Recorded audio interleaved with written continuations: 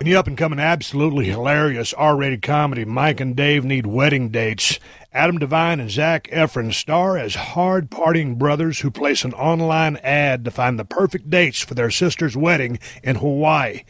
Hoping for a wild getaway, the boys instead find themselves outsmarted and outpartied by the uncontrollable duo played by Anna Kendrick and Aubrey Plaza. And Fox is letting you see it early for free.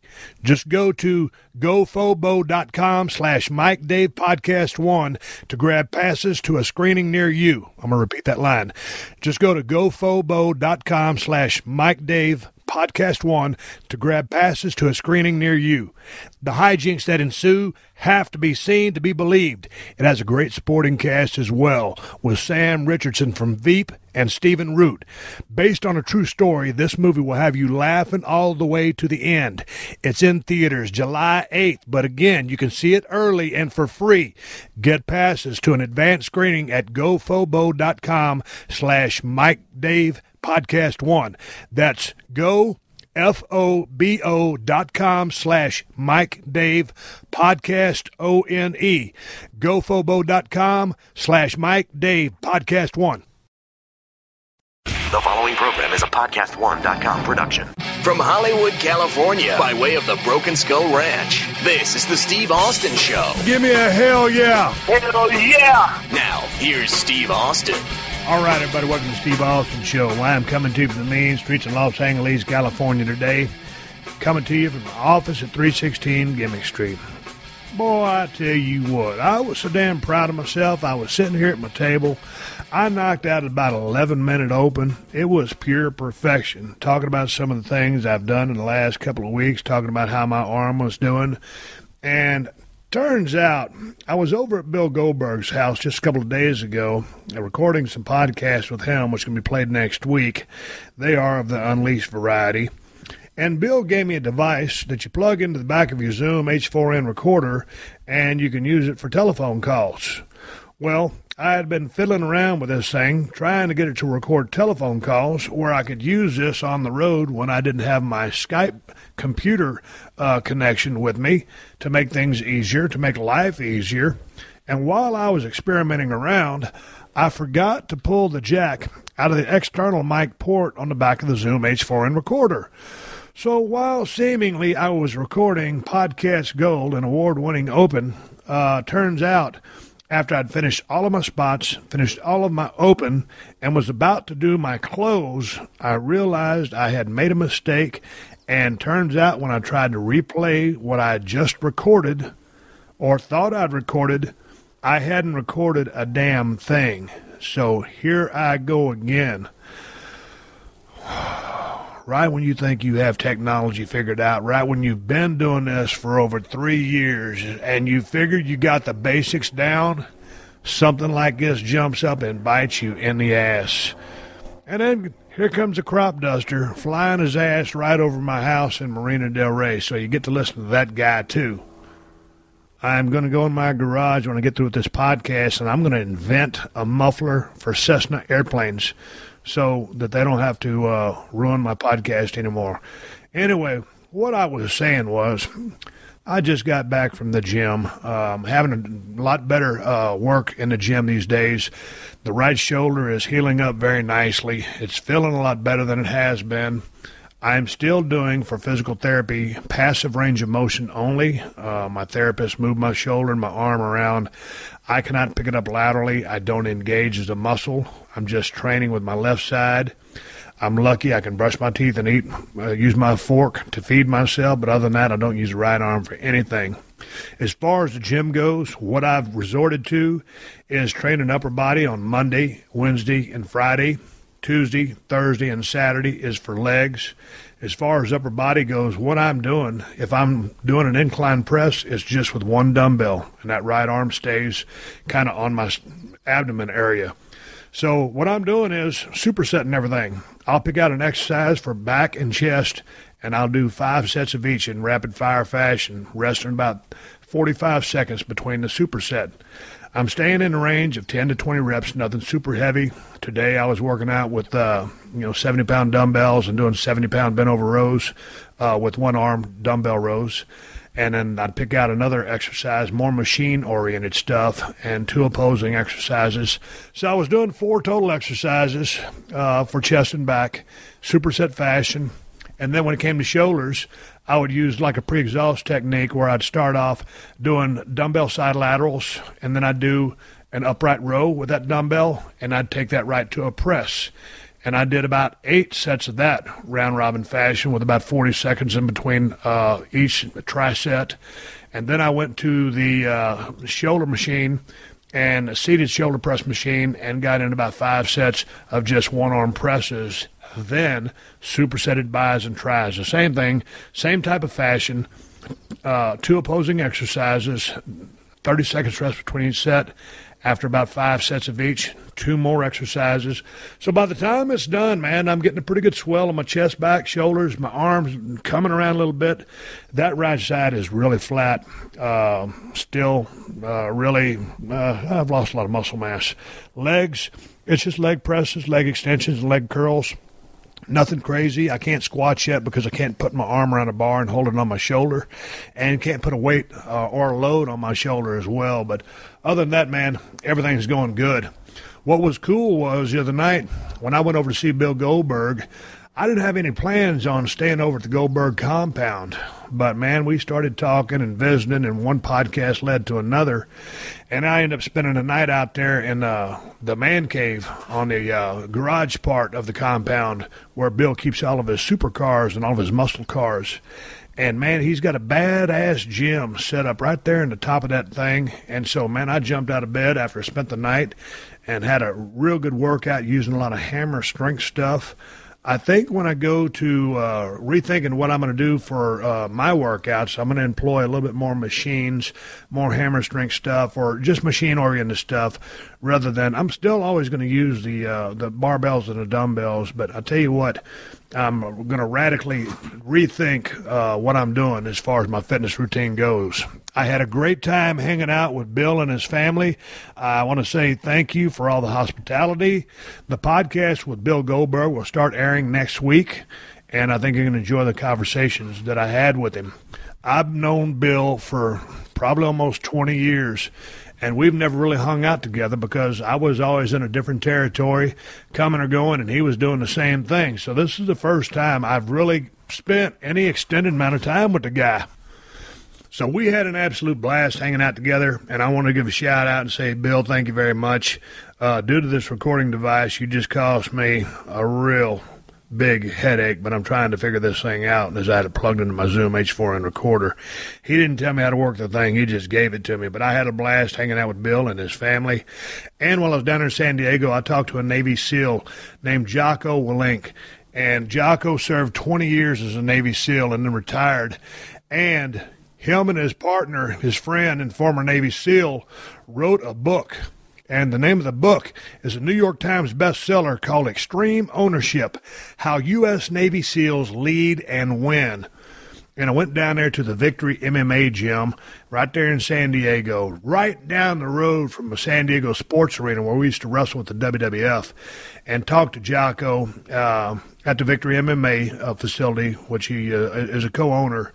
And I tell you what, man, we were in a little bitty room about 4 feet by 7 feet, and we were that close with an intense Navy SEAL, and we're talking about all the things we talked about and being a leader.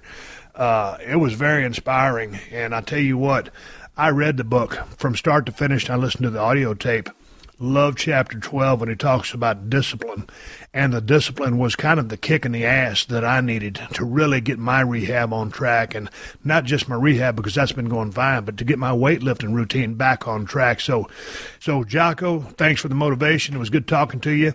He will be on the show coming up on the Thursday Unleashed podcast. Bill Goldberg coming up next week, and that's the bottom line. And speaking of bottom lines, I talked to a guy who was very instrumental in my career from back in the day in WWF as I was driving back from San Diego to Los Angeles. That is a bad drive. That traffic is so bad, it bottlenecks so many times on that highway. It's a scenic drive. It's a beautiful drive. But, man, the traffic comes to a standstill for no reason. So, anyway, while I was riding home back to Los Angeles to my family, I decided to call one Vince Russo up, see how he's doing. Vince was a big part of my career back when he was writing for WWF during the Attitude Era. And so now he has Vince Russo's The Brand on the Podcast One network, just like I do, and he's running 5 days a week. And I wanted to call and check in and see with him. I wanted to call him and check in and see how his podcast was doing and how things are going at Podcast One.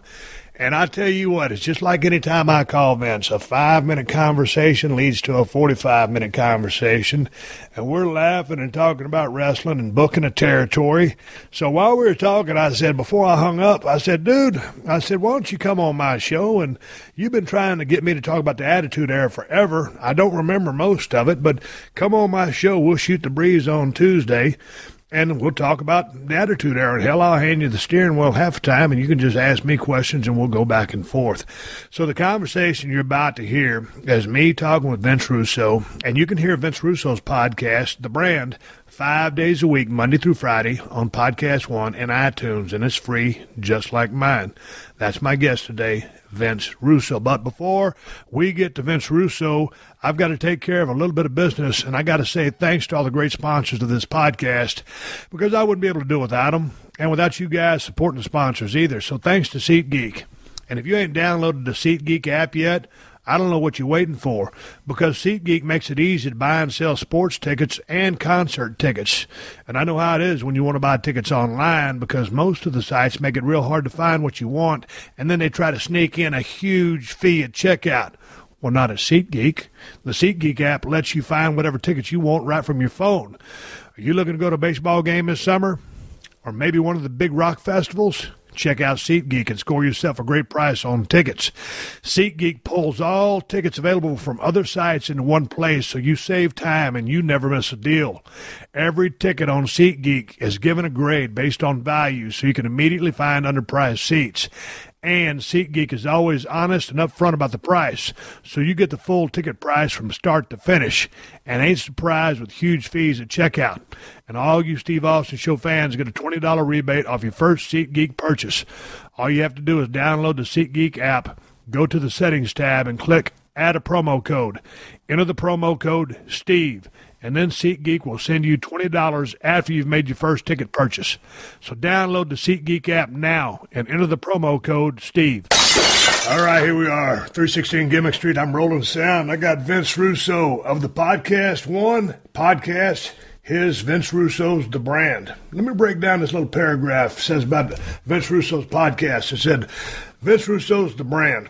Former head writer of WWE, WCW, and TNA, Vince Russo unleashes the brand and fresh content 5 days a week, including interviews with superstars in wrestling and entertainment, especially hot women, episode-by-episode reviews of the WWE Attitude Era Raw, most written by Vince himself, and his wildly popular Bucket Full of Chicken Necks, where he rants on everyone, including his own flesh and blood. Vince, good morning. How are you? I'm all right, Steve. How you doing? Man, I'm doing good. I know we decided to do this podcast together and, pump up your show, but also I get asked so many Attitude Era questions that I've forgotten many of the storylines that I was involved in. And every now and then you and I will get on the phone and start talking, and hell, you'll bring up all these damn things that I don't even remember. So I said, man, let's do a podcast, and I'll let you take the steering wheel a lot of the time, and let's just go over some of the periods of that era. But before we do, I'm notoriously bad about listening to any podcast, particularly my own. Vince, I've only listened to one episode of my podcast in the 3 years that I've been doing it, and that was when I wrestled a fly in Mexico because I had no internet and I had to come up with a show. We're running family friendly here today, so I won't get into the details of that. But tell me about your Bucket Full of Chicken Necks, because I know you're building up an audience very quickly over at Podcast One. Your numbers are coming up, so congratulations on your success. But talk to me about Bucket Full of Chicken Necks. Well, Steve, I want to say first that my success is greatly due to you because, by you having me on your show, that was very, very instrumental in me getting over to Podcast One, and that's where I wanted to go all along. And yesterday, on one of my shows, I was plugging the Stone Cold podcast. And listen, I want to know if you agree with this statement, Steve. I said, this is my third time on the show, I think I'm becoming Stone Cold's. I think I'm becoming if you're Johnny Carson, I think I'm becoming your Don Rickles. What about that, Steve? Dude, if you're going to make me Johnny Carson, I can't argue with that. I think that's much too high of a compliment, much too much praise. But Johnny Carson was the king of late night television to me, to this day, and not discounting anyone else, and with respect to everyone else, but Johnny Carson's just the way he would put everybody over, his grace, charm, his delivery, low key, relaxed. To me, he was the king of late nights. That's a hell of a damn compliment. So I don't think I'm treading anywhere near there, but nonetheless, I'll go with it. God, Steve, I have to tell you, man, about 6 months ago or so, a lot of these TVs are bringing back, a lot of networks are bringing back vintage TV, which I'll tell you right now, if they brought back vintage Attitude Era, it would no doubt outdraw Raw every Monday night. I mean, I don't know why they just don't do that, but my point is Carson reruns are on every night. And Steve, I got to tell you, bro, I sit back every night and just mark out, because one after one after one, the stars, I mean, bro, legit big time stars that come and sit on the couch. I find myself sitting there every night watching it and just saying, you know, what happened? Like, where are the Frank Sinatras and the Dean Martins and the Sammy Davises and where are these megastars? What happened? Dude, I don't know, but tell me about this bucket full of chicken necks, because that was the initial question. Is that where you just go off on everything and you've got an open mic and you just spew all the stuff off your brain? Yeah, Steve, every day we have a different theme on the show, Monday through Friday. Bucket full of chicken X's. Listen, bro, all day long, all week long, I keep a running tab of the things that piss me off. And when I get to Bucket full of chicken X, I let loose. And, Steve, here's the kicker, though. When I do the show, I have to make sure that nobody from my family is in my house, because they get it worse than anybody. My own family gets buried worse than anybody. Yeah, but you don't use four-letter words, but no. It's just they just get tired of you ranting and burying everybody. Yeah, pretty much. Yeah. So I just have my list and I go off from one all the way through. Let's go back and let's talk about the Attitude Era, because, man, that was the hottest part. Well, it's the hottest wrestling business has ever been, period. But, man, for me, if I put on cardio in my garage, if people ask me my favorite period of wrestling, as much fun as I had, you know, back in the day in that hot run with all the guys in the locker room, the gals too, man, it was just one of the greatest periods of my life. And me being a pure wrestling fan, so that I remove myself from the picture and go back to the stuff that I grew up on. You know, I'm always mid-'80s, you know, World Class Championship Wrestling, Mid-South Power Pro, NWA. That's my favorite stuff. So my question is, with you being around, and you and I are almost the same age. I may have you by a year or two. I'm 51. How old are you, Vince? Nah, bro, I'm 55. Oh, you're 55. Yeah. Okay, so that's my favorite period of wrestling is in the mid-'80s. So my question is, you really seem to be with music. Let me put it this way, so I'm not insulting you. I'm stuck in the hair bands. I'm stuck in the 80s and 90s. Many of today's artists, I would say 99.9% of the music artists do not resonate with me. And man, there's due respect with there's a couple of people in the country that grab me, one or two in rock and roll, but I like that older stuff. You seem, is it mired or just stuck on the Attitude Era as just being your most favorite period of wrestling? You had to dig some of the stuff that you watched back in the day. Why are you still harping on Attitude Era? Well, Steve, I've stated many times the Attitude Era was definitely not my favorite period of wrestling. I mean, it definitely was not. You know, I'm the guy, I grew up with Bruno Sammartino. I went to Bob Backlund. To me, the early years of WrestleMania 1 to 3, I think that was the greatest era in professional wrestling. I take that over the Attitude Era. The only reason I talk about the Attitude Era, you know, to the lengths that I do is just because I was involved. Right. You know, I was there, was a big part of my, my background. But I think those early WrestleMania years, I think that was the greatest period in professional wrestling. So what was it then? Was it the action in the ring? Was it just the fact that the main guys had character development, had great promos, It wasn't over the top because a lot of stuff we did in the Attitude Era, I mean, it was a lot of pretty forward-thinking stuff. Well, some of the sexual overtones were a little too much for even me.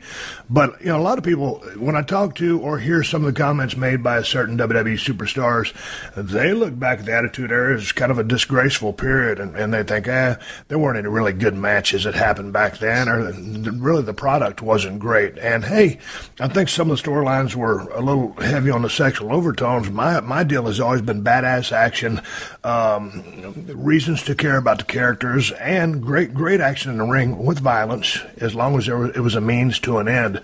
So, man, when I look back at some of these people who were either on the fringe or young in the company while this period was going on, I'm like, man, what are you talking about? There was some really, really good stuff. Certainly there was some of the stuff it just stood out as being glaringly bad, but dude, I don't think maybe it was the right time at the right place and everything lined up, but it was the hottest period in the history of the business.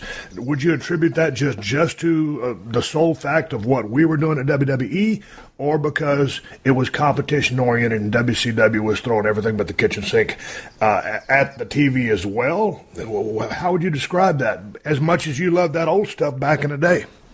Well, Steve, listen, I think wrestling consists of three things. I think there are three very important elements, and in my opinion, without these three elements, you don't have professional wrestling. And I'll be quite frank with you. I don't think any of the three exist today. None of them. That's why I am not a fan of the wrestling business today. Bro, it has nothing to do with me writing the Attitude Era or being stuck in the Attitude Era. Steve, I'm still a baseball fan today. I'm as much a baseball fan in 2016 as I was in 1976. But wrestling, no. And I'll tell you, here are the three things, in my opinion. Characters. Intriguing, compelling characters. You put those characters in compelling storylines. And number three, the fight in the ring, you believe it's real. You believe that people want to win. So you got your characters. The characters develop the storyline. They bring it to the ring. I believe I'm seeing a fight. I don't think any of those things exist in professional wrestling today. Man, yeah, especially the third element that you just brought up, because I've talked about this match twice on my podcast before, you being as entrenched with your show and still, covering the wrestling / sports entertainment business. Did you get a chance to check out that match between Will Ospreay and Ricochet? I absolutely did, yes. Okay, you break that match down to me because I know you haven't been listening to my podcast. You're busy doing your own. I'm not going to sway you either way. Tell me your thoughts on that match. Steve, can I tell you what's going on? And, Vader chimed in on that match, and he got beat up, and everybody's insulting Vader because God forbid Vader has an opinion. Do you know why people like me, call me old school, whatever you want, do you know why we take offense to watching a match like that? It's real simple, Steve, because they call it pro wrestling.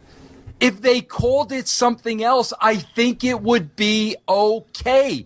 That is not professional wrestling. I just said to you, professional wrestling is character, story, and you believe the fight is real, somebody wants to win. None of those three elements existed in the match. So I'm not knocking the match. They can do whatever they want to do, but at the end of the day, if you call it professional wrestling, people like me are going to have an issue because that's not professional wrestling.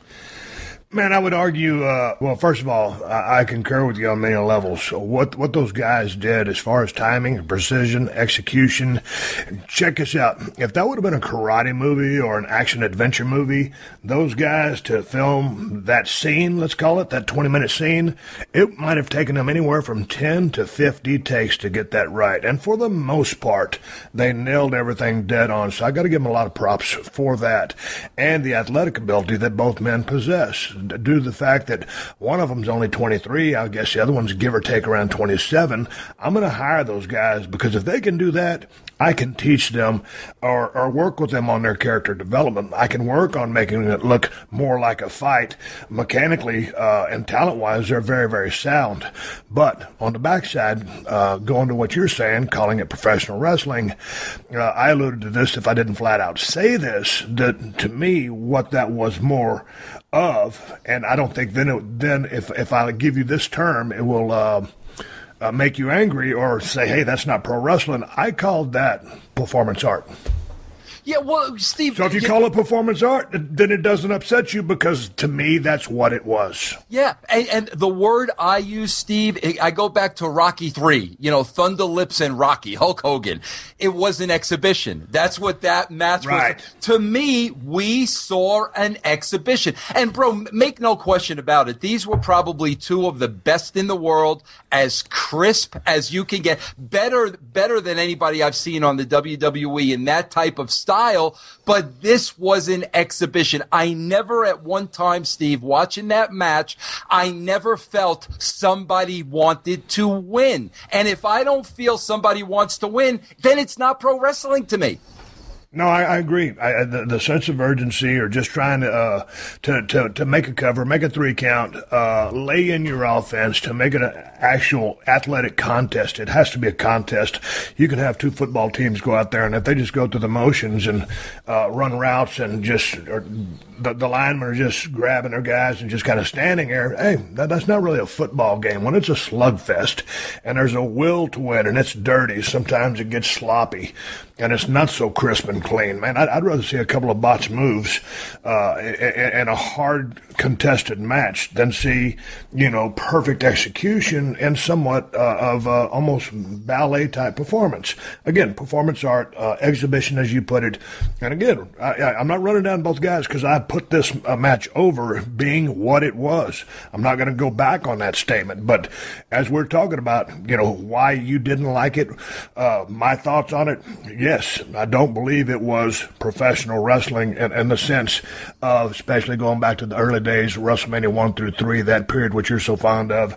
Me, that Attitude Era, or that mid-'80s work style, man, when the NWA, Bill Watts, Mid-South Power Pro, man, some of the, Ted DiBiase, some of those matches, him, Michael Hayes, Jake the Snake Roberts. I mean, everybody in that locker room could work their ass off, and you thought, oh yeah, the business has always been a work, but back then, the way it was presented and the way the guys worked in the ring, it was a friggin' contest. Yeah, no, Steve, I want to, you know what? I want to bring up something with you, and you and I have never had a discussion. I think this will be tremendous for your audience. I don't think you've never talked about it before. As I said to you, every day on my podcast, it's a different theme, and on Wednesdays, we look at, Raw, the Attitude Years, and we look at an episode from Raw, and we go back and we talk about it, and we just watched SummerSlam 98. Okay? Now, Steve, if you don't mind, I have the Vince Russo version and side of that story I guarantee you've never heard before, and I am dying to ask you some questions that I've always wanted to ask you, and I've never had the opportunity to. Can we talk about that for a second? Yeah, SummerSlam 1998. What happened? Okay, bro, I got to tell you something, Steve. I always made a rule of thumb to know my place in the wrestling business, and my place in the wrestling business was I was a writer. Okay, so when it came to the in-ring action, I always made it a rule of thumb to stay away from that, let the agents and the talent do their thing. Vince Russo is not a wrestler. So I very rarely got involved in, the mechanics and what happened in the body of the match.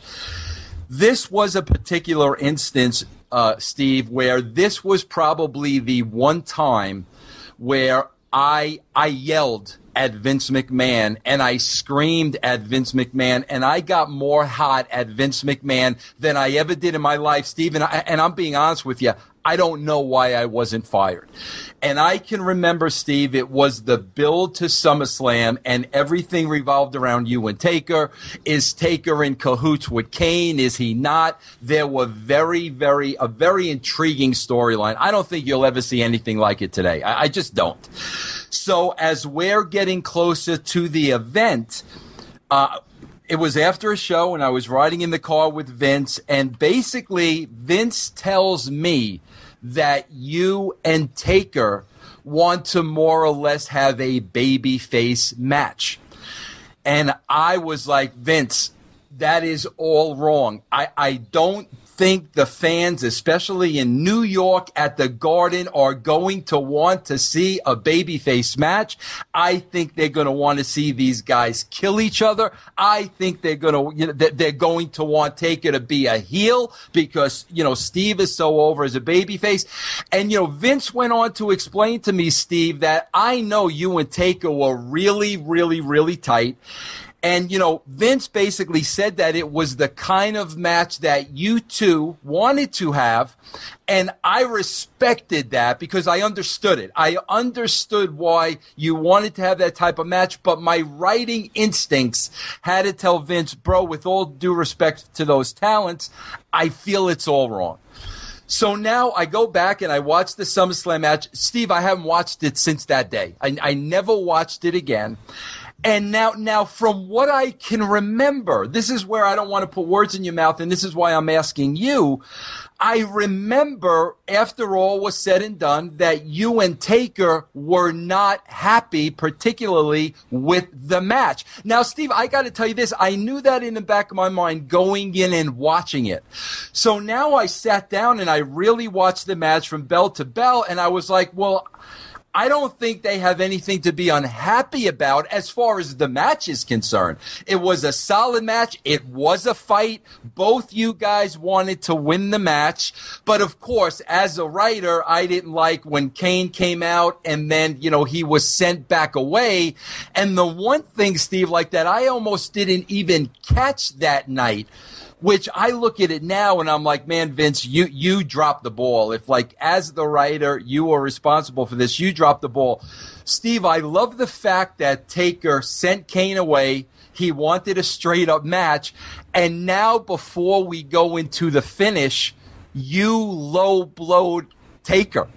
So it's almost at the end of the day, you got one up on Taker and you wound up screwing him, you being the heel. I thought that was magnificent. I thought that was brilliant. But here's the part that I looked at and I'm like, bro, I don't think we protected Taker and Kane. After the low blow and the 1, 2, 3, there's that one shot of you celebrating and Taker and Kane watching in the runway and doing nothing. And now as I look back as a writer, I'm saying, man, Taker went out of his way. I'm going to have a fair fight with you. I'm not getting Kane involved. He sent Kane away. At the end of the day, you did what you had to do to win the match, which I thought was brilliant, but I couldn't buy the two of them standing there and doing nothing when the match was over. So, man, I'd love to hear your scenario on that whole moment in history. Well, here's the thing, man. When did you come on and when did you start writing, Vince? I started getting involved, Steve, and you'll appreciate this. I can remember vividly when you were with Savio. Okay, then that would have been about 95 and a half, coming into 96. Yeah, I remember vividly. Remember the match when the lights went out? Yeah, and match, Florence, South Carolina. Yeah, so I was really, really there in the infancy stage, not heavily involved. I was at the fringe at that point. Okay, so here's what happened. As you saw me, I started coming in. I came in as a ringmaster, and then I started doing a little color commentary. Vince was editing my lines because we were doing, every other show was live, every other show went post-production. So that's when I noticed that Vince was editing my lines in post-production because I was popping guys in the truck. So I confronted him on that. And then that's when, as you've alluded to many times, that's when I got a chance to do the color commentary a couple of times and got myself over. Man, I had some venom I was spewing out, and it was very entertaining. Much like Kevin Owens has been able to capitalize on a few instances of that as of late. He's been doing some great mic work. But anyway, as you saw me starting to spin up and get hot, well, all of a sudden, Taker was kind of I guess Sean was gone. Maybe Brett was still there. No, Brett was gone too. Brett was already gone. Okay, so then it was myself and Taker with the rest of the locker room, and I started getting hot. And I remember Taker came up to me and he said, "Hey, Steve, it looks like coming up here pretty quick is going to be you and me because we're the hottest things they got." And it wasn't a major pay-per-view or anything of consequence. It could have been in your house. I don't remember, but it wasn't like a major build. It was just the fact they needed the two hot guys to go in and do battle. So, sure enough, I can't remember where we were. It might have been Madison Square Garden, where SummerSlam 98 took place. I think that's where it was, but it doesn't matter the building. What happened, Vince, I know we're going into this pay-per-view, and so I go out there, and whether it was dark or whether it was on television, I think it might have been dark, but dude, I went out there and grabbed that microphone, and I started spraying venom, and I was already getting over as a babyface, being, pretty much construed or taken by the crowd as a babyface. Hadn't really been labeled as one, or maybe I was just still getting hot, but because I felt, let me make my point, because I felt going into the match, and this is before SummerSlam 98, I thought there needed to be a heel and there needed to be a baby. So I went out and tried to turn myself heel just going into that match. Dig this. I go backstage because the people were already, my momentum was babyface, or, I was headed that way to being a babyface, and I thought I needed to be a heel. So I walked backstage and Vince comes up to me immediately and he goes, "Steve," he goes, "what in the hell are you doing?" I said, "What do you mean?" He goes, "Why did you do that?" I said, "Well, man, I got a match with Undertaker. I figured somebody's got to beat a heel." And he goes, what he was saying was I had just curtailed all the forward momentum that I was actually receiving by trying to be a heel. These people are starting to embrace me, and I was trying to turn them because those are my instincts. So anyway, that was what happened on the first time I took on the Undertaker in a pay-per-view. I tried to turn myself back heel, or just at least be considered a heel going into that match. On SummerSlam 98, again, I knew that Taker and I were going to be, and I did the favors for Taker clean in the middle of the ring on that first match. So heading into SummerSlam 98, I know it's going to be me and Undertaker. We're headed that way. It was my idea to come up with the Highway to Hell campaign. I named that pay-per-view after the AC/DC song, and Vince dug it, and he goes, "Hey, man, let's do it." And so this badass poster, and me and Undertaker are battling out right here on the poster. No way, Vince. When Vince McMahon told you that Steve and Undertaker want to be baby faces in this match or have a babyface match, nothing could be completely further from the truth. I would have done whatever it took to do whatever it took in order to make it more personal, or one of us from a heel standpoint. It was never my desire to just remain babyface heading into that match and have a 50-50 match with Vince. Those were his words. Those weren't my feelings or my sentiments. So whatever he was telling you was him being the master of puppets, controlling everything. You chipped in your ideas, but ultimately, he's the man making the call. So that was his idea. Those were his thoughts. By no way, shape, or form were those words that I conveyed to Vince saying, "I want to have this kind of match with Undertaker." Simply didn't happen. Oh, and then going to the finish. So what happens is we're having an okay match. Taker and myself, because I think the characters of The Undertaker and Stone Cold were in many ways very similar. You got two badass guys, and just neither one of us are true sympathy type baby faces, if that's what you want to call us. I got nothing but respect for Undertaker. I'm sure he probably thinks pretty well of me. We didn't have the greatest in-ring chemistry like I had with Brett, he had with Sean, he had with Brett, or I had with some of the other guys. So we were out there trying to work our ass off. And prior to that match, I'm not the toughest guy in the world, but I've never been knocked out in my life. And part of the match, I hit the ropes. Undertaker goes for a backdrop. I kick him in his chest. He's going to straighten up and no-sell it. And when he does, the back of his big-ass head hits me right under the chin. Boom. Knockout blow. He flashed me. I went down on the mat. I was knocked out. I was only knocked out for maybe 2-3 seconds. All of a sudden, I'm laying on the mat on my back in Madison Square Garden. Don't know where I am. The referee of that match was Earl Hebner. Earl Hebner looks down at me. He's kind of got this little grin on his face. He goes, "God dang, boy, you all right?" I looked up at Earl. I said, "Where am I?" He goes, "God damn it, boy." He goes, "You in the garden." So I get up and we continue the match. And one of my biggest disappointments in that match, we're on our way to having a hell of a match. I got knocked out. From that point on, Vince, I don't remember the rest of that match. I remember laying on the table. I remember Taker getting on the top turnbuckle and dropping that leg. And I'm thinking, we kind of talked about it. I didn't know if he was going to do it or not. But, I was going to stay there anyway because that's what you do. But all of a sudden, that's one of the things that I do remember that match was Undertaker with that taking a courageous bump there and dropping that leg off that top turnbuckle. I'm just kind of, all right, this is going to be interesting. He lands, everything crashes. We finish the match. Oh, before we go into the finish, let me cover how the finish came about. Man, I thought the Stone Cold Stunner was a pretty effective maneuver to put a 1-2-3 on a guy. The low blow wasn't my call.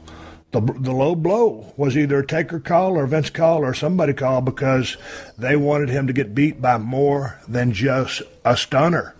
So the low blow, I thought, for me, if I'm going to go over as hot as I was, stunner ought to do the job. But the low blow was just to further weaken him before I kicked him with the stunner. That's how that match happened. That's how I got knocked out. Remember a little bit of it. Saw him come off the top, but the low blow was on him. Now, speaking to Taker and Kane talking, or Kane getting sent back during the middle of the match because Taker wanted to do the job or finish the task at hand with me, I don't even remember that. But I never, ever went into that match, Vince, wanting to be a baby. I don't think Taker, whatever direction we were both going at the same time, I don't remember. But, dude, we were there about being money, about being business, about oil and water and a story. So it wasn't us trying to be good guys in this deal at all. That was Vince telling you. All right, everybody, let me step right in here and take a quick break. A word for the sponsors to keep this show on the air for free. I'm coming right back with Vince Russo of Vince Russo's The Brand on Podcast One. Are you looking to create your own badass website? Well, then you need to go to Weebly.com/Austin. Weebly makes it easy to create a professional quality website, blog, or online store. And Weebly has a wide variety of professional design, mobile-friendly themes to choose from. You just pick a theme, and then you drag and drop your content to build and publish your website. And it's really that easy, and it's really that fast. And you can update and change your site anytime on any device. You can do it right from your phone. And you see, I think that's the best part. Weebly has an app that lets you update your site, add more content, and check your online store orders right from your phone no matter where you are. You don't need to be in an office or sitting at no computer to work on your website. With Weebly, you have instant access, so you can take care of business anytime you need to. Creating a fantastic website shouldn't get in the way of your dreams. Join the over 30 million people who are already dreaming big with Weebly. Get started today for free at Weebly.com/Austin. That's Weebly.com/Austin. Let me spell it out for you. WEEBLY.com/Austin. Weeds are like nature's boomerang, and Roundup knows they keep coming back. With one spray of Roundup Mass Control 365, kill those stubborn little rascals right down to the root and keep them away for up to a year. Draw the line and stop weeds from boomeranging back. And this week I'm drawing the line at the late, great Muhammad Ali and what he did for boxing and sports in general. Ali was one of the most original promo guys I've ever seen or heard, and he took boxing to levels unheard of. Ali's also the first to admit that he was a big wrestling fan and may have been a little inspired by Gorgeous George's style on the mic, although Ali totally took it to another level, another stratosphere. So I'm drawing a line at Muhammad Ali being one of the greatest entertainers to ever step inside the squared circle. And Roundup's drawing the line at weeds. Your patio should be for cooking out and kicking back. Roundup Mass Control 365 helps keep it that way by keeping weeds away for up to a year. One spray of Roundup Mass Control 365 gets you up to 365 days of weed-free relaxation time. Draw the line. All right, here we go, teeing it back up, flying. by the seat of our pants, Vince Russo. Let me ask you this, Steve, a couple of questions when you tell me that. I mean, great freaking story. There's a couple of questions I have, not only as being there and, being the writer, but also as a fan. First of all, let me just tell you, bro, this is an absolute shoot.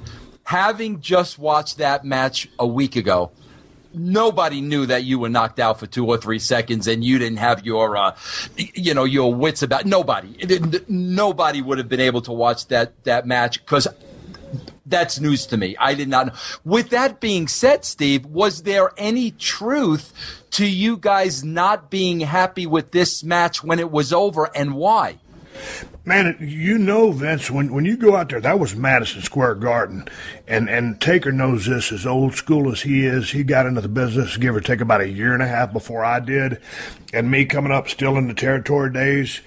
And, learning, finally, Taker learned how to get over all that talent he possessed, whether it was as the Punisher or whatever he was doing in USWA, to go down to WCW and this big, raw-boned, badass, good-looking, physical guy. You could see talent and money written all over him, and him never getting a chance because maybe he wasn't pretty enough.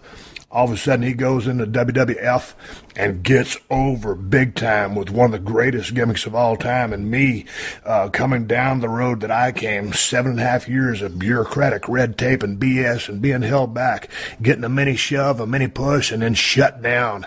So I was plenty pissed off, and I rolled into ECW, started cutting those promos. Vince calls me. I'd already met with Vince a couple of times. I could see that he only wanted me to be there to be a mechanic. He never had any plans for me to be a star. Finally, it was time to get out of ECW because that was the only place to go was the WWF. I went. They called me the ringmaster. I turned it into Stone Cold. I got over. So, mister, I wanted to preserve everything that I had, and I was full of piss and vinegar when I finally got the opportunity, and I got over. So I say all that because when you get over, and you can get over nationwide, worldwide, but sometimes it takes buildings to get over, and Chicago became a stronghold for me. But that was one of the first big cities to really embrace Stone Cold Steve Austin. And I got over in the Garden. So the reason we were not happy with the caliber of that match, because you've been around enough. You've never been in the ring as a performer, but you've been entrenched or engulfed by the feelings or emotions that crowd is emoting or giving out during a match. We knew that we could have had a better match. The crowd wasn't hanging on every single move or every single section of the match, and that wasn't a cookie cutter all prefab match. We had 5-6 bullet points and the rest was fill in the blanks. We knew that we had not captivated that crowd to the degree that we had them hanging from the rafters, waiting on the next move, who was going to win. The drama wasn't high enough. The, dare I say, interest wasn't at the proper depth, because when you go back to some of the matches that Taker had with Shawn, or maybe the one I had with Brett, or maybe The Rock, when people are hanging on every single thing you do, we didn't have that night, and we knew that we could have done better, and we didn't hook the crowd enough. Bottom line, we didn't hook the crowd enough. You can ask Taker and tell you the same thing. Can I tell you something, Steve? Because but before you do that, you can think you had a great match, but if that crowd, and technically you could have a great match, but if the crowd isn't moved by that match, then you failed. Bro, can I tell you something, Steve? Go ahead. And again, I had not watched this since that night. I had not watched this, but I don't know if you remember this, dear. And this isn't an excuse. And listen, I know you're a pro. Taker's a pro. Nobody's going to make an excuse, but I have to say this. I don't know if you remember this, bro. You guys followed Triple H and Rock in that ladder match.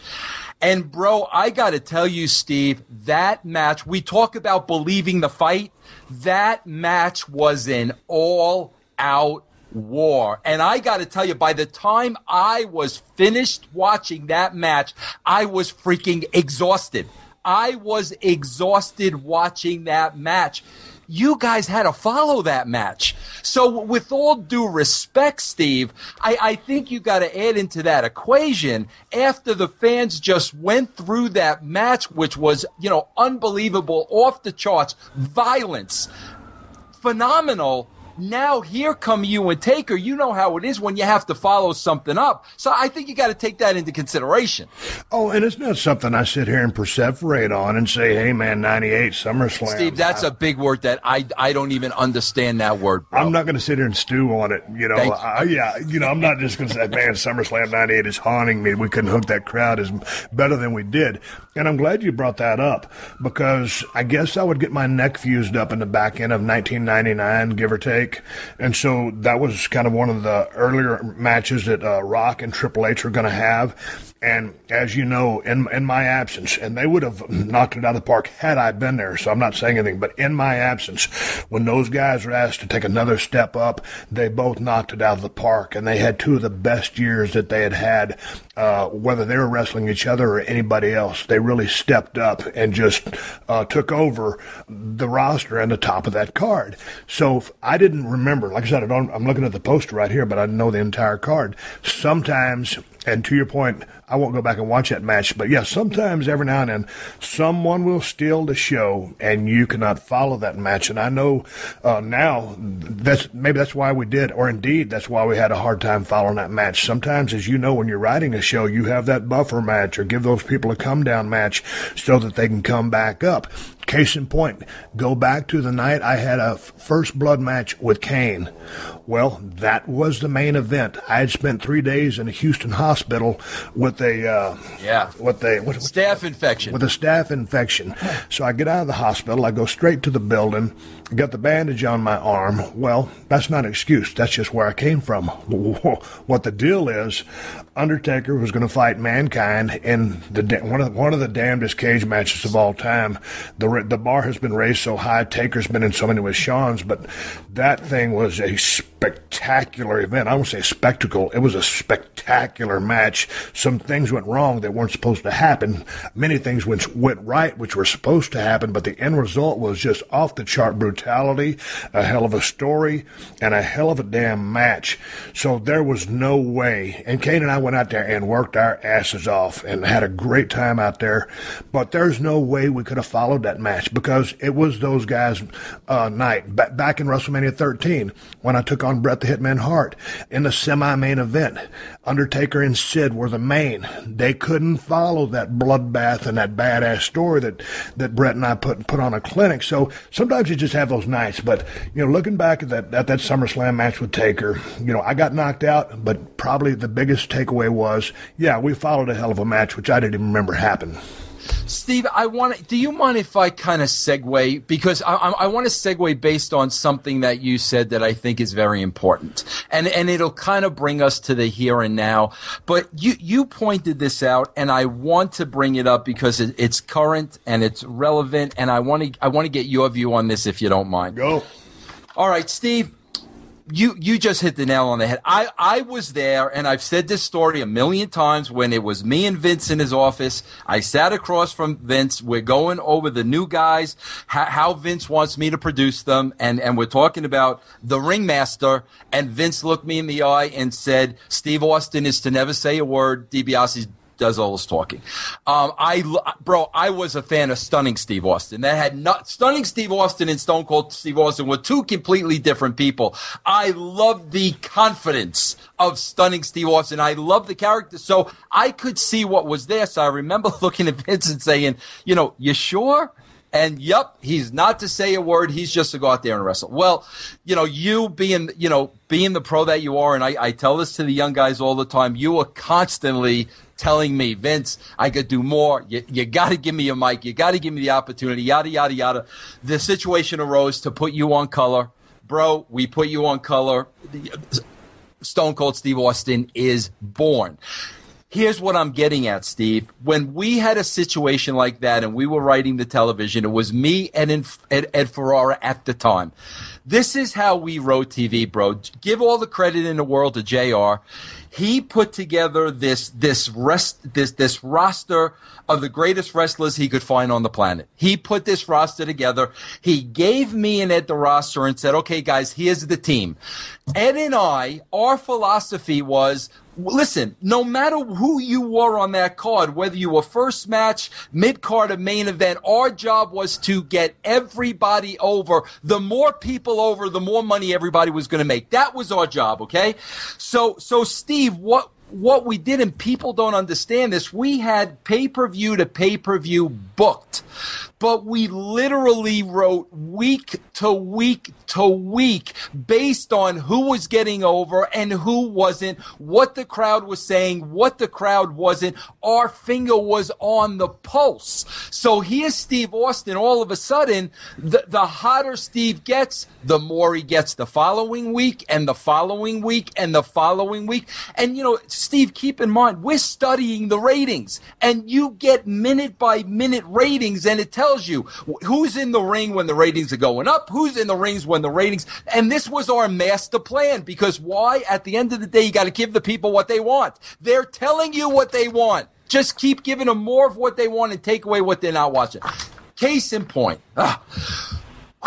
this past week, or the past couple of weeks, Steve, I interviewed Damian Sandow and Adam Rose. Okay? Both guys said to me, the way it kind of works right there now, Steve, is you're put in a box and this is your spot. You're maybe a first match on the card, maybe a second match, maybe your mid-carder, but this is the box you're staying in. We're putting you right in this slot, and it's not going to change no matter what you did. Now, Steve, I know you don't watch the product religiously, but bro, during Sandow's run as Mizdow, the guy hit it out of the free. He was the most entertaining thing on the show.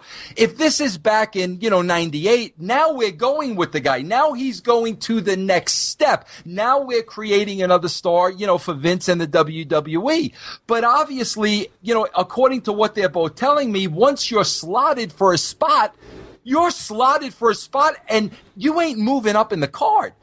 And I'm sitting here and I'm saying to myself, why did the philosophy change? Because the end game should be to try to get everybody over. Why are we putting limitations on guys? Why are we telling guys, listen, this is as far as you're going to go, and not giving them more opportunity? From a psychological standpoint, Steve, why do you think that changed? Because, my God, bro, if it were that way back in 98, there may have never been a Stone Cold Steve Austin. Well, man, it's a real tough thing, because I agree with you. I got a chance to talk to Damian Sandow on several occasions when I'd go do the WWE Network Stone Cold podcast. And I remember when him and Miz started doing that gimmick, and I was thinking, man, this is the dumbest thing I've ever seen. And I told both guys this to their face.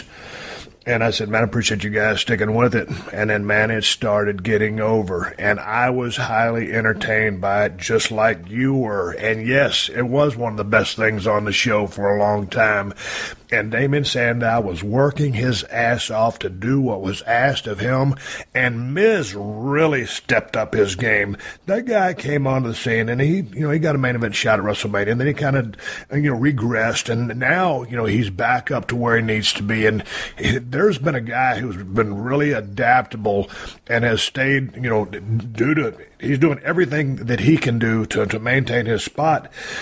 So props to the Miz for all his hard work and trying to do things in a big body world.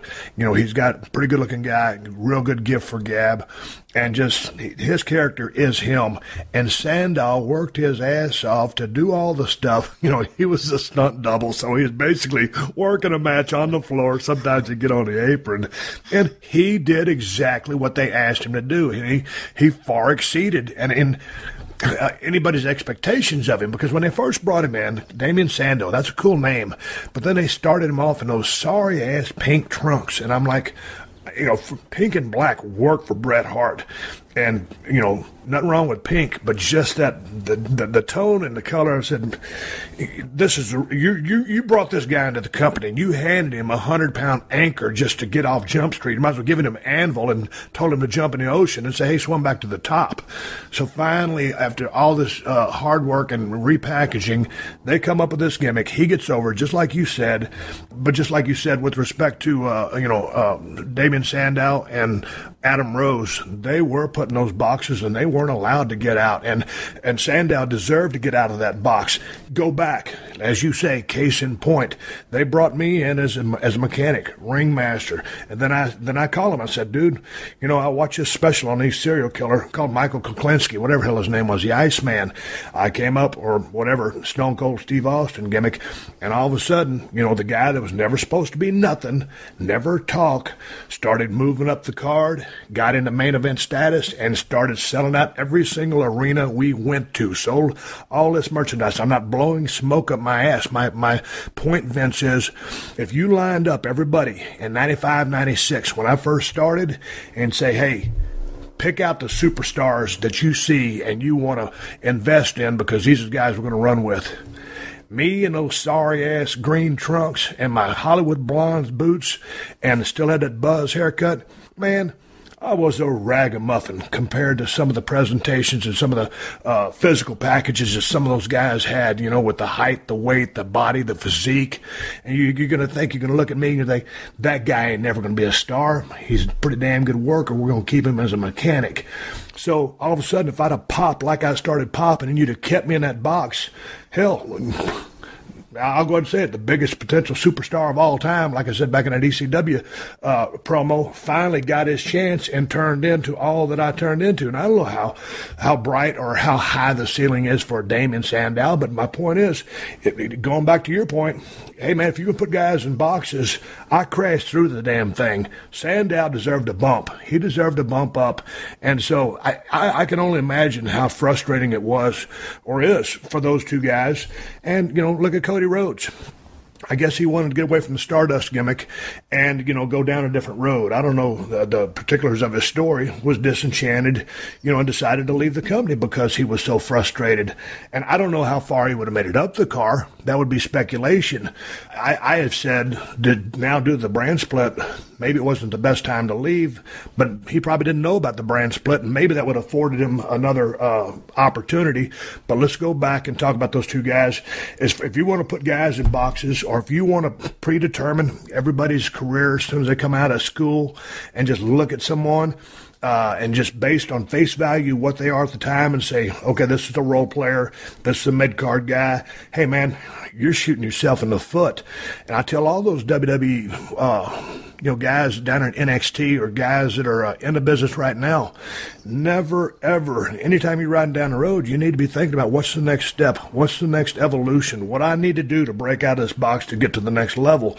And so when you look at what I started with down there in Dallas, the long spandex tights, long hair, and then the WCW run, and then Hollywood Blondes with Brian Pillman, and finally, Ringmaster, Jesus, what a low spot. And then the Stone Cold Steve Austin thing, you got to give a chance. You got to give a talent a chance to have the opportunity to take a swing at the damn ball right there when they're batting with the bases loaded or one man on first. Here's another thing that's really frustrating when you talk about guys like that. Look at poor Zack Ryder.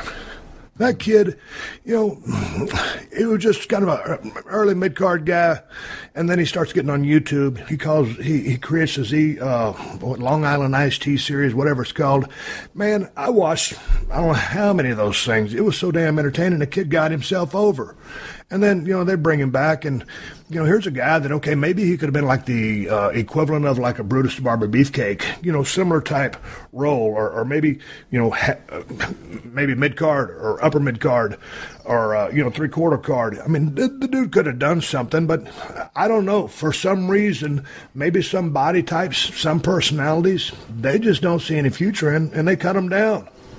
Steve, what do you think? And I know you can't answer this because you're not there and I'm not there, so I can't answer this. So I know it's all speculation. But like, Steve, what would be, I don't understand what would be the psychology of putting any creative performer, talent in a box. It's almost like, bro, I'm gonna equate it to baseball. I'm a baseball fan. It's almost like, you've got a shortstop at AAA batting 250. So now the Giants are gonna bring him up to the big club, and they're gonna say to him, "Hey kid, we're gonna put you on shortstop, and we're gonna be happy with you hitting 250, and you're gonna hit 250." Like, they don't want the guy to hit 300, even if he can. I don't understand the psychology of putting guys in a box and slotting them in, and I don't know how that benefits the company. Well, it doesn't benefit the company. I mean, there's a couple of guys, that they have high hopes for right now that you can see they're not in a box, they're pushing them. And, when I'm looking at the guy, I'm thinking, man, we're going to see how this push goes, because I don't know that they're ready for that push. But they've already anointed him as potentially one of the guys, and they're pushing them at a pace where, man, if it's sink or swim, they're going to start sinking before they start swimming. But just because the business is moving so fast these days, the work style has changed. And so some of these kids are going to get out there and get an opportunity when they've been the chosen one, but they can't perform at that level yet. So, again, it's almost like shooting yourself in the foot. On the other side of that, you got to have certain guys that you pick as blue chippers to give them that opportunity. But, there's a fine line between getting the shove when you're not ready, but not even a fine line, a whole different thing of being stuck in a box. But to answer your question, I don't know. Believe me, when I came in, I thought I had a very high confidence level down in WCW. I was working my ass off just as a mechanic in the ring. Loved having those matches with Savio Vega. Savio Vega and I worked together for 2 or 3 months when I first came in from ECW, and I was still recovering from that tricep reattachment. Didn't have any wind in my sails, no lungs. I was gassed out every match working with Savio, and man, he brought my chops up. He got me back in the shape that I needed to be. And when me and Savio were working one time at the SeaTac Arena down there in Tacoma, wherever the hell we were at, and we rocked that damn building. We was the third match on the card, and nobody could follow that damn thing. And they never, ever had any plans for me to be nobody. And so, if you're down there at NXT and your label is a nobody, or nobody sees anything in you, and maybe you're just a body that they have hopes for because they're not going to try to invest any money on anybody they don't believe in. But, man, the thing is, Vince, I just guess from a performance standpoint, on one hand, you've got to have some sensibility of, I want to say what's impossible, because if you don't have enough of the skill set, if you don't have enough of a look, you really are probably not going to be a main eventer. But if you got enough of the things that you need to be a main eventer, whether it's size, look, ability, talk, some type of just crazy charisma, always believe in yourself, but never be satisfied with the status quo. Keep tweaking what you're doing and just stay the course. And if you stick around long enough or pound hard enough, you'll eventually break through. Because if they'd kept me in that box, and maybe they did, I just decided to break out of it. But at that time, I really didn't give a rat's ass, Vince. So I was going out on a limb, because you were there. I was going out on a limb. I didn't care. I'd already been around 7.5 years, and it was either make or break. Go for it, or just be the 6'2", 250-pound guy in the mid-card. I didn't want to be that guy. Yeah. Steve, can we ruffle a few feathers? I might as well. All right. I got to tell you something that's really pissing me off, bro. It's really starting to piss me off. I am getting so sick and tired of hearing these younger wrestlers, okay, Steve, use the word evolve. We are evolving the business, okay? Because first of all, let me get one thing straight. They need to run to a dictionary, because I don't know the education of these guys. First of all, look up the word of evolve, or look up the word of evolution and understand what that means before it comes out of your mouth. To evolve something means that there's a gradual change, and that the end game would be a gradual change for the better. That's how something gets evolved, okay? I am so sick and tired of these guys putting themselves over, taking credit for, we're evolving wrestling, like nobody in the past did anything. You know, guys like Steve and Taker and all that, and we go way back, bro, way back. No, nobody did anything. They're evolving it now. They're gradually changing it for the better. I got to say a couple of things about this because I'm so sick and tired of hearing this, okay? First of all, they haven't evolved wrestling. They changed wrestling. They've changed the game. Again, I'm going to equate it to baseball. Okay, the last couple of years, they now have the instant replay. Okay, they've made the game better. Okay, they've evolved the game of baseball. They didn't change the game of baseball. They didn't add a base. They didn't take away the outfield wall. They evolved the game to make it better. There were no changes. These guys today have changed the business. And let's just call a spade here, Steve. Let's just be honest with each other. They can sit there and call a Vince Russo the grizzly vet. Vince Russo is irrelevant. Vince Russo is bitter. I'm still waiting for somebody to tell me what I'm bitter over. I have no idea what I'm bitter about, but I'm bitter, okay? Steve, I gotta tell you something, and it's this simple. And this blew me away, and this happens on a weekly basis. Steve, last week during Raw, from hour 2 to hour 3, 600,000 people turned off Raw. 600,000 people. Now, rather than WWE stop in their tracks and say, wait a minute, maybe we need to take a closer look at this evolution because maybe all the fans that brought wrestling to the dance aren't interested in this evolution. Rather than say that, because again, bro, there are no characters, there are no storylines. I don't believe the fights are real. You've changed professional wrestling, and I'm not the only one to see it. Monday night, we've gone from 10 million people viewing wrestling to 3 million people viewing wrestling. Now, Steve, here's what I love, and this came straight from the horse's mouth, Triple H, okay? Oh, it's a different time. It's a different time. Steve, let's go down the list. We have DVR. We could watch it on an iPhone. We could watch it on an iPad. We could watch it on a computer. The television habits aren't the same. Okay, Steve, so what you're telling me is from hour 2 to hour 3, when Raw lost 600,000 viewers, at that moment in time, 600,000 people decided to shut off their TV and go watch the third hour on their phone.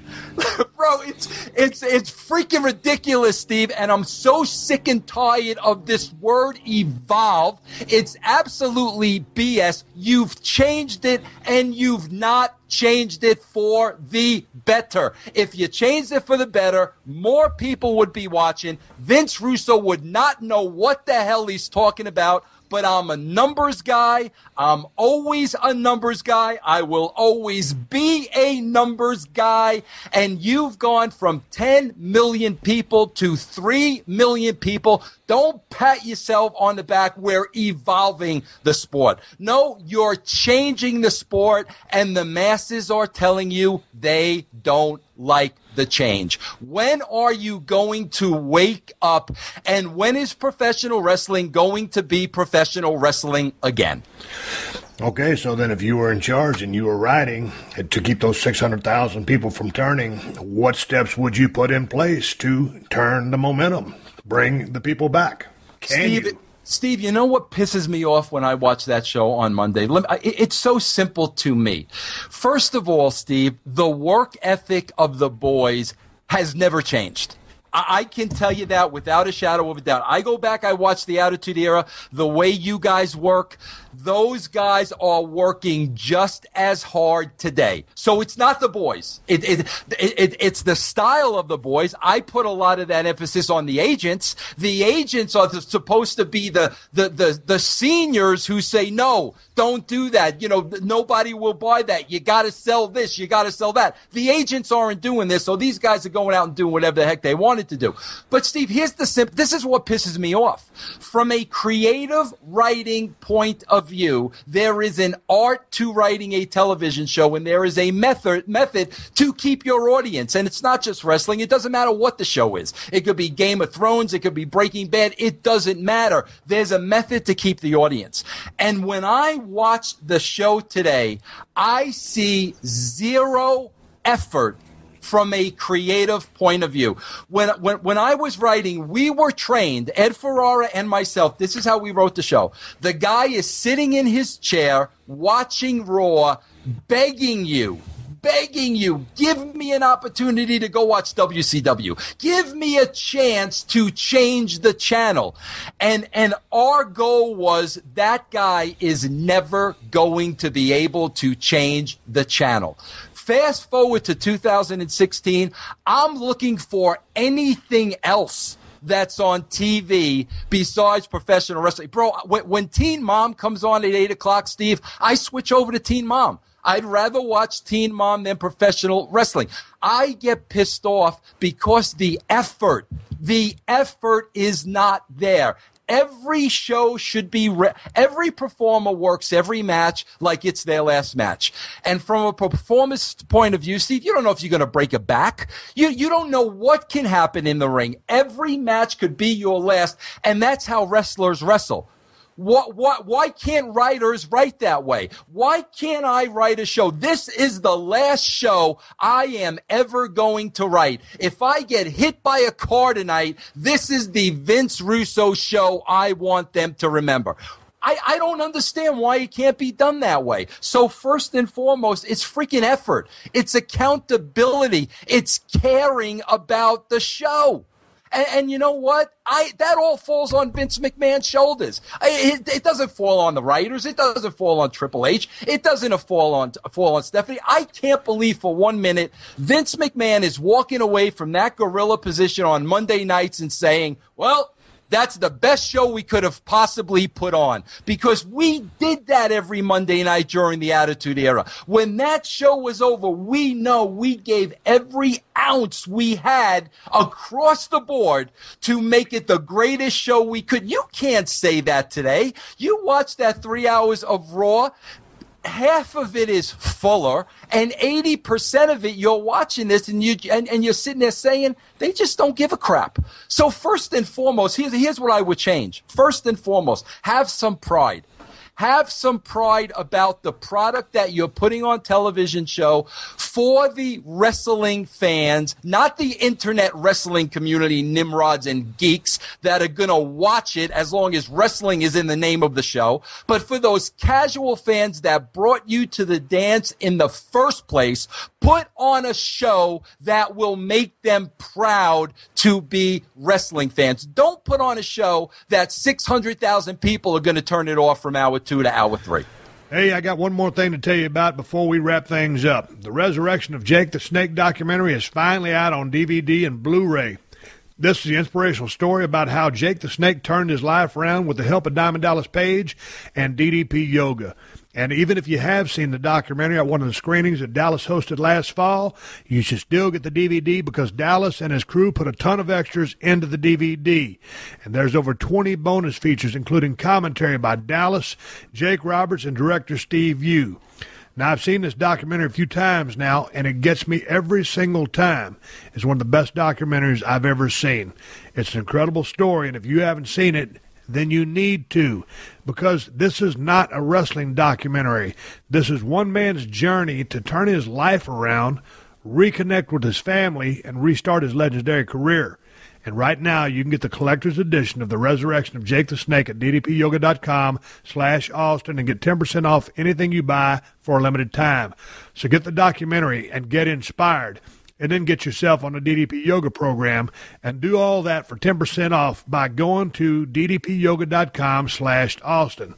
As Dallas always says, all you got to do is commit. And when you see what that commitment did for Jake the Snake, you'll want to commit too. Start living a healthier life today.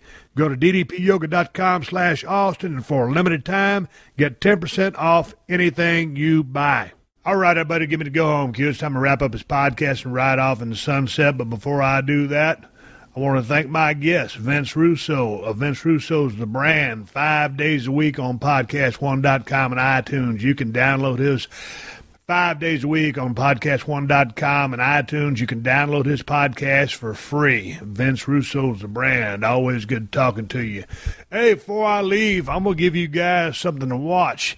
And what I'm going to give you to watch has to do with my next guest on the Stone Cold podcast coming up next Monday on the WWE Network for $9.99. Anyway, enough plugs about the network. The match I want you to watch, and man, I tell you what, AJ Styles has had a million spectacular matches. I just picked one at random and enjoyed the hell out of it. The match I'm referring to, if you go to YouTube, type in Kurt Angle versus AJ Styles, and then it says SV11, so that's Slammiversary 11, XI, whatever you call it. It's a badass match. Both guys working at the top of their game, and I'll tell you what, I've been doing my research on AJ Styles, so I'm looking forward to talking to his ass on the WWE podcast, Stone Cold podcast, and we're going to be coming to you live next Monday. This guy's been around for a long time, got a lot of respect for him. I'm looking forward to having a conversation with him. Hey, man, real short and sweet.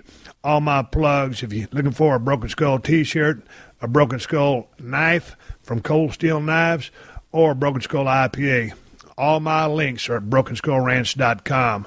Here in California, you can find Broken Skull IPA at Whole Foods, Total Wine, and you can order it on InsideTheCellar.com, but you can also find that link at BrokenSkullRanch.com. Folks, I want to tell you right now, I appreciate all the word-of-mouth advertising you guys are doing on behalf of the podcast.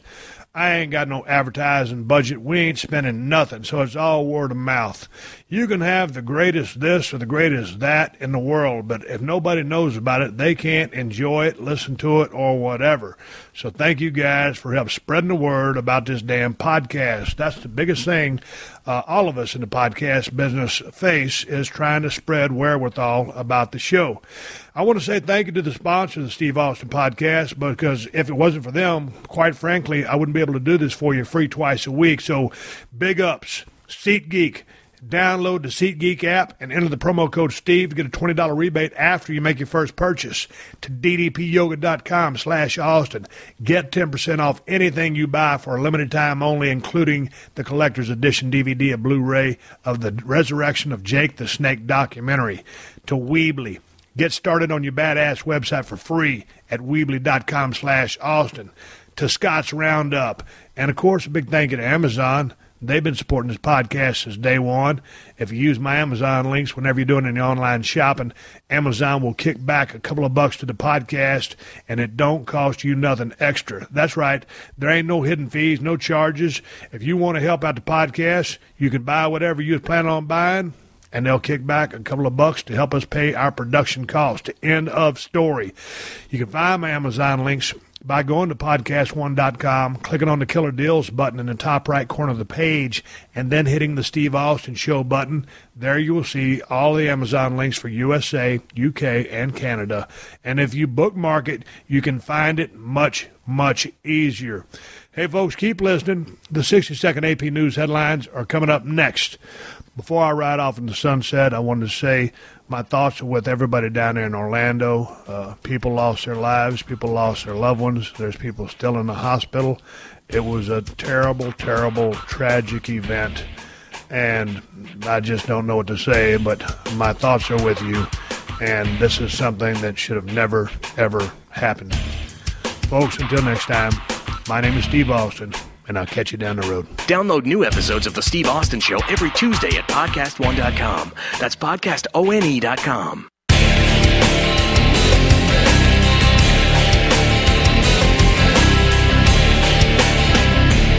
I want to say thank you to Drop Stop, one of the great sponsors of this show. Drop Stop is the original patented seat gap filler, as seen on TV Shark Tank. Get the original Drop Stop at buydropstop.com and use code STEVE for 2 free gifts and free shipping. Stay tuned for the latest AP News headlines from Podcast One right after this. When shopping for car insurance, consider this. Geico has been saving people money on car insurance for over 75 years. So if you're serious about savings, it's simple. Go to geico.com. After 75 years, they know how to save you money. AP Update. I'm Ross Simpson. I see your The Orlando Gay Chorus sang at a candlelight vigil tonight for the 49 people killed and 53 others wounded at a gay nightclub in the city early Sunday morning. We are here to say that love will overcome in Orlando, Florida, because that's who this community is. And we stand together. Brian Fullwider with the Interfaith Council of Central Florida says the city will heal. Our love and prayers are with all of those family members who have lost loved ones, with everyone who has a family member laying in the hospital right now, and our prayers are for recovery and for healing. President Obama will travel to Orlando on Thursday to pay respects to the victims of the nightclub shooting and to stand in solidarity with the community as it embarks on recovery. AP Update, I'm Ross Simpson.